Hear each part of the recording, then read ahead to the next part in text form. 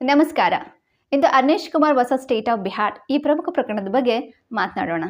2014ರಲ್ಲಿ supreme court ಒಂದು ಮಹತ್ವವಾದ ಗೈಡ್ಲೈನ್ಸ್ಗಳನ್ನು ನೀಡಿದೆ.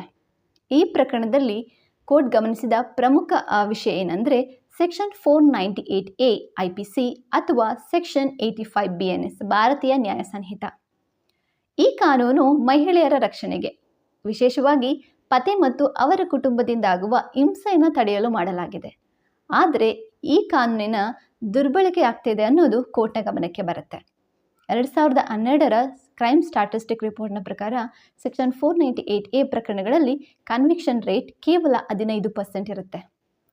ಅಂದರೆ ಸರಿಯಾದ ಪರಿಶೀಲನೆ ಆಗದೇನೆ ಬಂಧನ ಆಗ್ತಿದೆ ಅನ್ನೋದು ಕೋರ್ಟ್ನ ಗಮನಕ್ಕೆ ಬರುತ್ತೆ. ಸೊ ಇಲ್ಲಿ ಮುಖ್ಯವಾದಾಗಿ ನಾವು ಗಮನಿಸಬೇಕಾಗಿರೋದು ಏನಂದರೆ ಸೆಕ್ಷನ್ 498A ಒಂದು ಕಾಗ್ನಿಸಬಲ್ ಅಫೆನ್ಸು. ಇಲ್ಲಿ ಪೊಲೀಸ್ಗಳಿಗೆ ವಾರೆಂಟ್ ಇಲ್ಲದೇ ಅರೆಸ್ಟ್ ಮಾಡುವಂಥ ಅಧಿಕಾರ ಇರುತ್ತೆ. ಆದ್ದರಿಂದಾಗಿ ಕೆಲವೊಮ್ಮೆ ಈ ಅಧಿಕಾರನೇ ದುರ್ಬಳಕೆ ಆಗ್ತಾ ಇರುತ್ತೆ. ಅಂದರೆ ಸರಿಯಾದ ಪರಿಶೀಲನೆ ಆಗದೇ ಅರೆಸ್ಟ್ ಮಾಡುವಂಥದ್ದು. ಹೀಗಾಗಿ ಸುಪ್ರೀಂ ಕೋರ್ಟ್ ಅರ್ನೇಶ್ ಕುಮಾರ್ ಗೈಡ್ಲೈನ್ಸ್ಗಳನ್ನು ನೀಡುತ್ತೆ.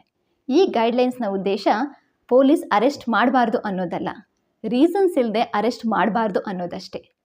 ಸೆಕ್ಷನ್ 41 CRPSನ ಪ್ರಕಾರ ಯಾವುದೇ ವ್ಯಕ್ತಿನ ಅರೆಸ್ಟ್ ಮಾಡಬೇಕು ಅಂದರೂ ಪ್ರಾಪರ್ ರೀಸನ್ಸ್ನ ಕೊಡಬೇಕಾಗತ್ತೆ. ಸೆಕ್ಷನ್ 41A CRPCಯ ಪ್ರಕಾರ ಯಾವುದೇ ವ್ಯಕ್ತಿನ ಅರೆಸ್ಟ್ ಮಾಡುವ ಮೊದಲು ಅವರಿಗೆ ನೋಟಿಸ್ ಆಫ್ ಅಪಿಯರೆನ್ಸ್ನ ಇಶ್ಯೂ ಮಾಡಬೇಕು.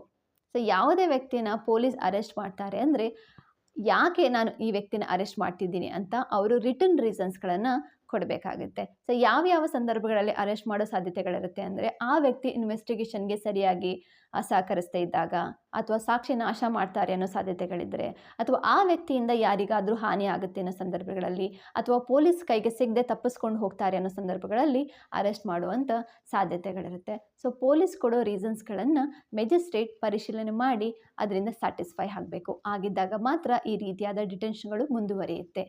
ಇಲ್ಲ ಅಂದರೆ ಪೊಲೀಸ್ ಈ ಗೈಡ್ಲೈನ್ಸ್ಗಳನ್ನು ಫಾಲೋ ಮಾಡದೆ ಯಾವುದೇ ವ್ಯಕ್ತಿಯನ್ನು ಅರೆಸ್ಟ್ ಮಾಡಿದ್ರು ಅಂದ್ರೂ ಅದು ಕಂಟೆಂಪ್ಟ್ ಆಫ್ ಕೋರ್ಟ್ ಆಗುತ್ತೆ ಮತ್ತು ಅವರ ಮೇಲೆ ಲೀಗಲ್ ಆ್ಯಕ್ಷನ್ಸ್ಗಳು ಕೂಡ ತಗೋಬೋದು.